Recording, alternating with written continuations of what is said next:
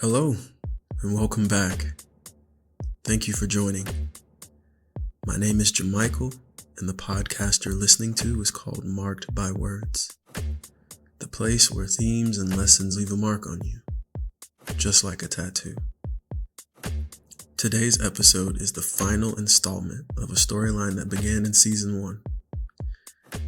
Honestly, it is bittersweet to finally bring an end to it all, but I hope that you enjoy it nonetheless. The name of this story is called This Family, Part 3.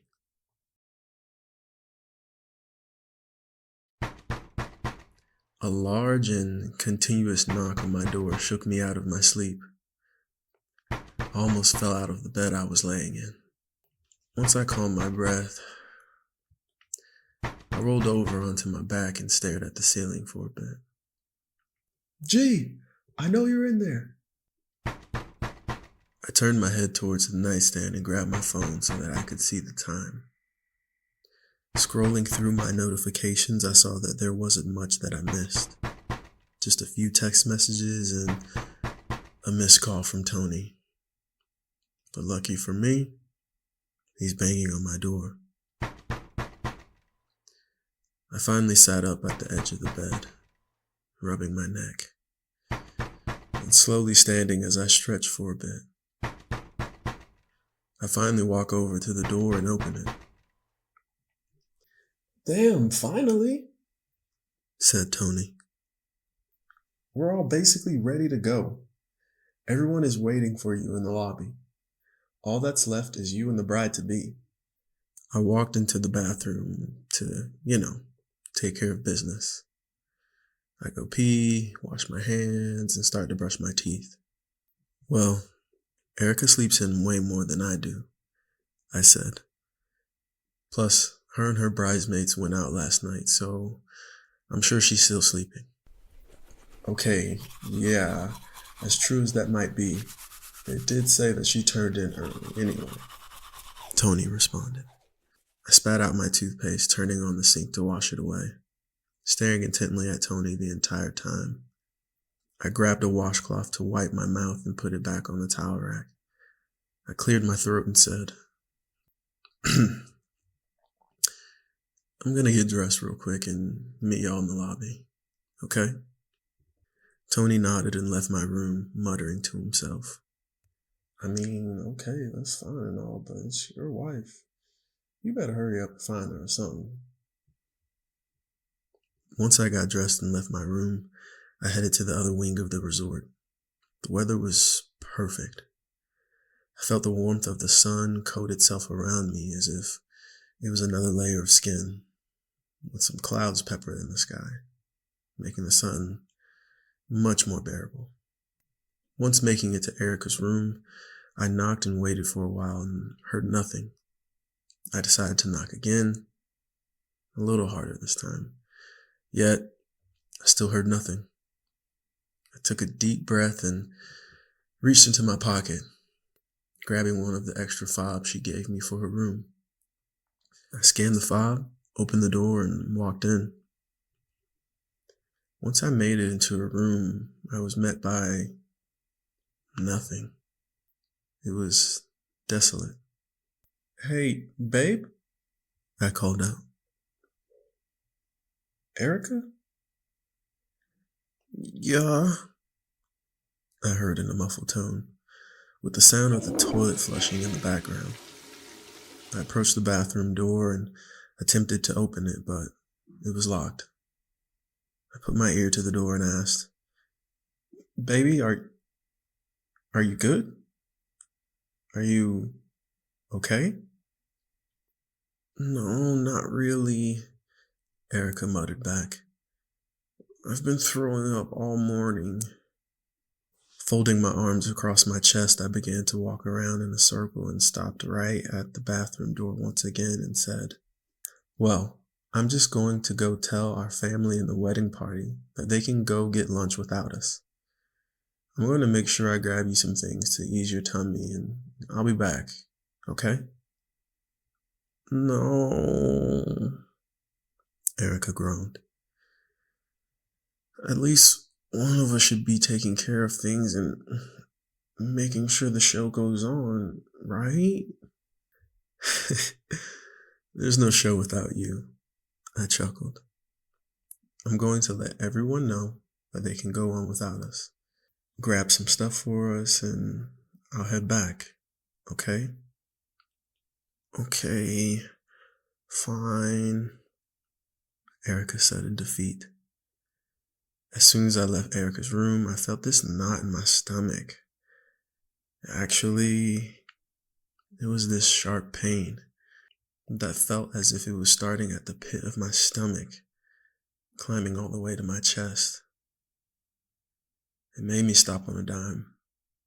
I grabbed at my heart and began to look around for help. But suddenly, out of nowhere, I felt a hand on my shoulder. "Are you okay?" a voice asked. I turned to see my mom's face staring at me, with a gentle and yet concerned look, keeping her hand on my shoulder as she continued. "You are okay, right? I saw you twisting your face up as if you were carrying the entire weight of the world on your shoulders or something. You're not getting cold feet over the big day, are you?" I laughed off Mom's question and cleared my throat as I began to adjust myself. "I'm good, Mom," I responded. "No worries. I was actually heading to the lobby to let everyone know that Erica is sick." "Oh no," Mom gasped. "Yeah," I sighed. "Guess she was having too much fun last night. So I'm going to just stay back with her. Y'all can just go on ahead without us." Drooping her face like a sad puppy, Mom said, "Oh, okay. I'll make sure I let everyone know. You make sure that you grab the both of you something to eat." "I will," I said, as we hugged and started to go our separate ways. "And make sure you get plenty of fluids too," she continued. "Got it," I responded. "Oh, and crackers. Crackers as well, son. You know that'll help settle her stomach," she proclaimed. Yes, ma'am, I got it," I called back as I was making my way back to Erica's room. "Oh, hey, Jamichael?" she called. "Yes," I said. "How are you feeling about the vows you wrote?" she asked. "Feeling good about them?" With a perplexed look on my face, I slowly turned around and walked back towards my mother. "I'm feeling really good about them," I answered. "Why?" "Oh, well, I just remembered asking Erica about her vows," Mom responded. "She seemed really nervous, as if she was struggling to put the perfect words together or something. I don't know, it seemed like the thought alone was making her sick." Poor thing," I said. "But she's got a few more days," Mom continued. "I'm sure that her vows will be so beautiful." Mom smiled and pinched my cheek, then started to make a beeline toward the lobby area. I started to feel a little nauseous again. I waited for a while and took slow and deep breaths. After the pain started to wither away a bit, I began my return back to Erica's room. Once I made it back, I saw that the room was still empty, and I could still hear the sound of Erica vomiting and coughing, the sound of the toilet flushing every so often. I walked over to the phone in the room, picked it up, and made a call for room service. Not even a full dial tone went by before someone answered on the other end. "Yes, hello," room service answered. "How can I help you?" Yes. How are you doing?" I said. "Very well. And yourself?" room service responded. "I can't complain, thank you," I said. I'd like to place an order for the seafood platter. And can you also send me some ginger ale with crackers too? That would be great. No problem at all, sir, room service exclaimed. We'll have your order sent to your room soon, within the next 30 minutes. You have a wonderful day. You do the same, I said. All right, bye. The phone clicked as I pressed it against the hook. I strolled over to the bathroom and knocked on the door.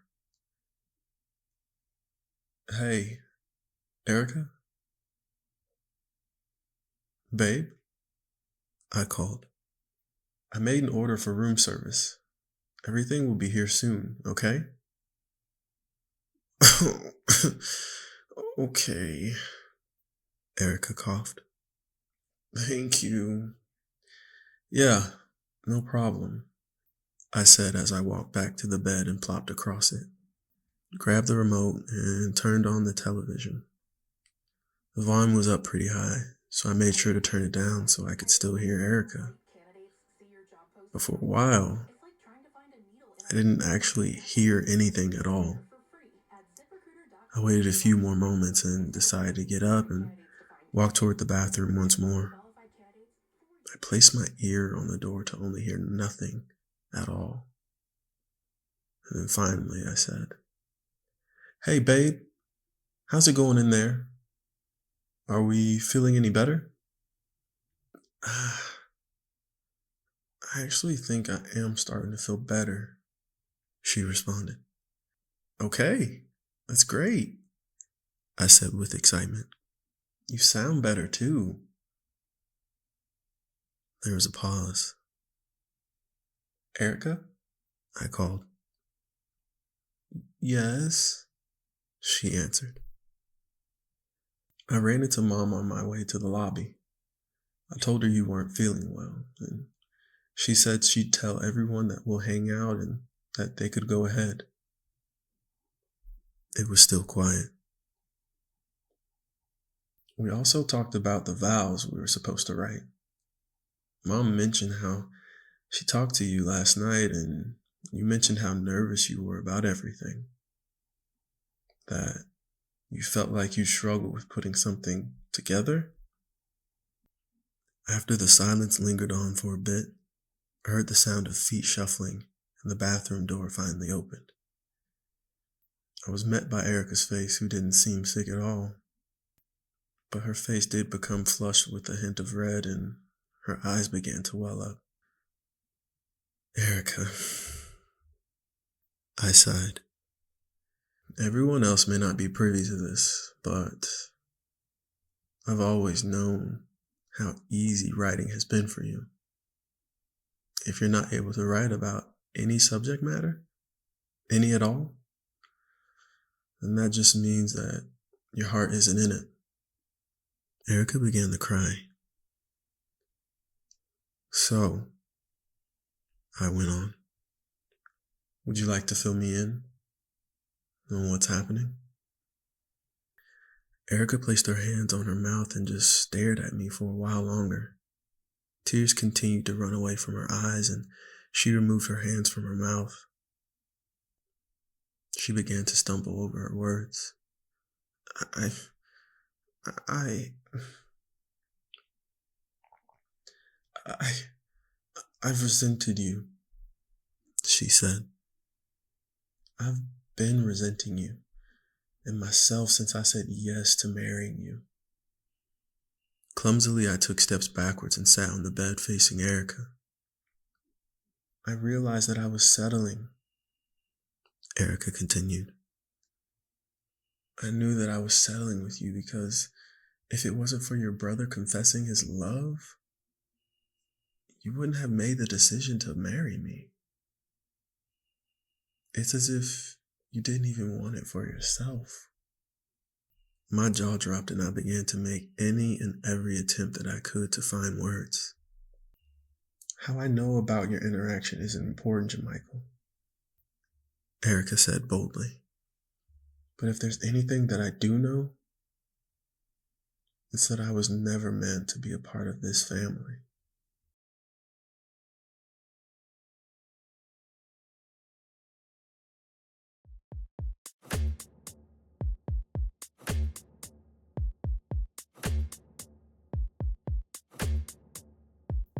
Thank you for listening to today's episode. If you enjoyed the work, tell a friend to tell a friend to listen in.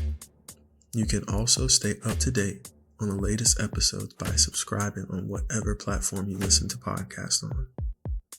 The Marked by Words podcast was brought to you by me, Jamichael Prude, and hopes to bring forth creativity through storytelling and conversations highlighting a myriad of subjects. Thank you for listening.